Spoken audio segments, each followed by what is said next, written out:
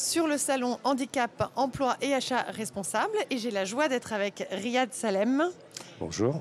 Sportif de haut niveau, Absolument. rugbyman et basketteur, fondateur de l'association CAPSA. Oui, Cap Sport, Art, Aventure, Amitié. Alors Riyad, comment à travers une communication positive les médias ont le pouvoir de faire évoluer les mentalités vis-à-vis du handicap? Alors c'est très important cette question parce que aujourd'hui les médias influencent énormément et ont aussi un devoir pédagogique. Donc on le voit avec notre petite météorologue, elle a touché le cœur, elle a vraiment amené une ouverture d'esprit par rapport à ce sujet.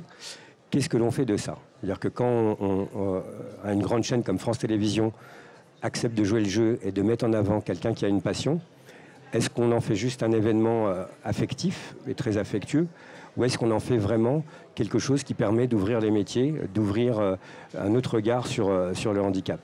On le voit à travers toutes les années, on l'a encore vécu il n'y a pas si longtemps que ça avec Intouchable. La ministre de la Santé de l'époque avait dit que juste avec ce film, ils avaient fait plus en sensibilisation que tous les programmes de sensibilisation que le ministère avait mis en place sur le sujet du handicap. Donc évidemment, oui, il y a de quoi amener un changement, une ouverture d'esprit sur la thématique si les médias traitent le handicap de manière positive. Et là, on vient de sortir, nous, des Jeux de Rio. Et je vous avoue qu'avant, après les Jeux, j'ai pas vécu le même pays. Avant les Jeux, on était des personnes handicapées. Après les Jeux, on était des champions. Donc ça veut dire que le fait de montrer aussi les choses positives du handicap permet d'avoir un autre comportement vis-à-vis du grand public. Est-ce que vous avez le sentiment que les médias jouent le jeu, enfin que les médias donnent assez de place au handicap? Alors, je vais être tout honnête avec vous. Quand on parle de médias, on parle de quels médias? Il y a beaucoup de médias, les médias radio, les médias presse jouent le jeu. Les principaux médias jouent le jeu, le presse. web joue le jeu. Les télés traditionnelles ont du mal. Les grandes chaînes de télé traditionnelles ont énormément de mal. Voilà, parce qu'elles sont sur des enjeux où elles ne veulent pas prendre de risques. Donc c'est très compliqué. Donc on a évidemment France Télé qui a vraiment joué le jeu avec les Jeux paralympiques, un peu poussé par les citoyens. Mais aujourd'hui, on a Vestiaire et chaque année, on a le Téléthon. Donc oui, il y a des médias qui jouent le jeu. TF1 a joué le jeu sur d'autres sujets, mais aujourd'hui, ce n'est pas assez pour vraiment faire évoluer le regard. Vous êtes bien évidemment très bien placé pour comprendre l'importance de l'insertion des personnes en situation de handicap via le sport, mais aussi via le monde professionnel, via le travail. Vous êtes notamment président de Séquence Clé Production, qui est une entreprise adaptée dédiée au métier de l'audiovisuel. Comment le secteur s'est-il adapté? Alors, le secteur, il s'adapte parce qu'il produit de la qualité. Et qu'avant, il y avait évidemment un questionnement, c'est est-ce qu'ils vont pouvoir réaliser des films de qualité au même niveau qu'une boîte de production traditionnelle? La question n'existe plus aujourd'hui pour ceux qui travaillent avec nous, elle existe encore pour ceux qui ne travaillent pas avec nous. Donc venez essayer de travailler avec nos équipes, nos collaborateurs, et vous verrez que la qualité est au rendez-vous.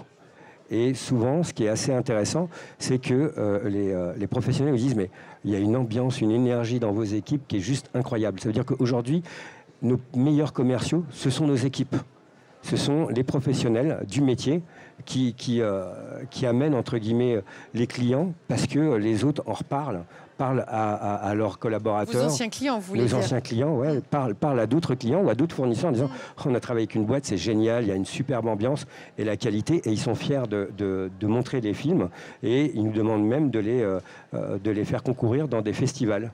Donc voilà, donc on sent qu'il y a une vraie évolution.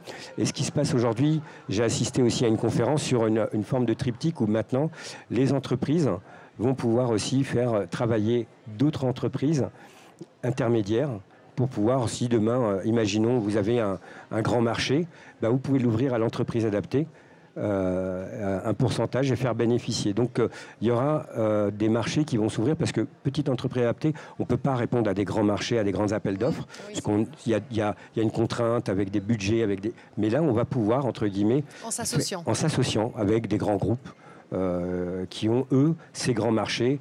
Ils pourront faire travailler des entreprises adaptées. Donc on va, je pense, aller dans un ère nouveau pour le monde de l'entreprise adaptée. Très bien. Nous sommes en plein programme présidentiel. Oui. Qu'est-ce que vous attendez des candidats, en tout cas du futur président ? Et j'attends un peu ce que attendent toutes les personnes handicapées, qui est une vraie sincérité et une vraie honnêteté intellectuelle. Je n'ai pas lu tous les programmes, j'ai lu que celui de M. Hamon, donc je ne pourrais pas faire un comparatif sur tous les autres programmes. Mais oui, qui est une sincérité, puisque c'est un sujet, c'est vrai qu'il fait un peu l'unanimité dans le grand public. On le voit dans les débats, dès qu'on parle de handicap, les gens se mettent tous d'accord dans l'idée. Après, dans la pratique et dans la réalisation, on le voit encore avec la loi de 2005, où on a reporté l'accessibilité. Donc, il y a vraiment énormément de difficultés pour mettre en place ces lois. Et je pense que, quelle que soit la loi qui sera réécrite ou écrite ou accompagnée, il faudra énormément de pédagogie. Et moi, je porte un vœu, c'est que dans toutes les lois qui vont être inscrites sur le handicap, qu'il n'y ait plus ce mot en faveur de. Une loi, ce n'est pas une faveur.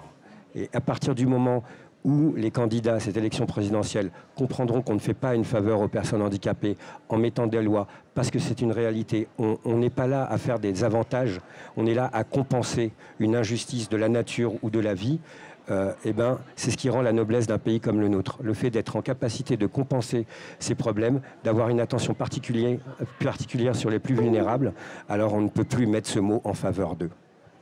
Très bien, merci beaucoup Riyad Salem. Merci à vous.